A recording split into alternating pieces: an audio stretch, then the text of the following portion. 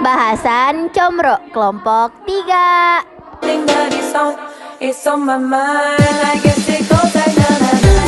Combro nyaeta kadaharan ka Sunda ti Jawa Kulon. Combro teh mangrupa wancahan tina oncom di jero. Combro dijieun ku cara ngagoreng parut sampeun nu di jerona diisian ku sambal oncom.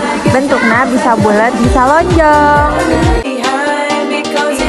Bahan jeung bumbuna sampe, oncom, kalapa, cengek, bawang bodas, kecuncar, daun bawang, daun suraung, uyah, jeung gula.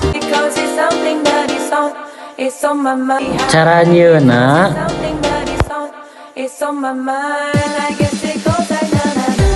sakahiji sampe jeung kalapa diparut mun hayang combrona nu garing jeung rangu parut sampe diperes cipatina dipiceun.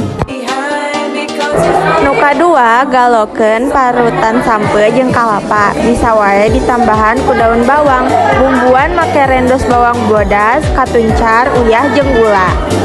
Kereusina carana oncom, cengek, bawang bodas, daun bawang, uyah, jeung gula direndos teu kudu lemes. Tumis senasak. Cokot sakeupel adonan sampe jeung kalapa, eusi make sambal oncom, jieun buleud atawa lonyod. Lanjut goreng dina minyak anu ngeueum nepi ka sumuh coklat.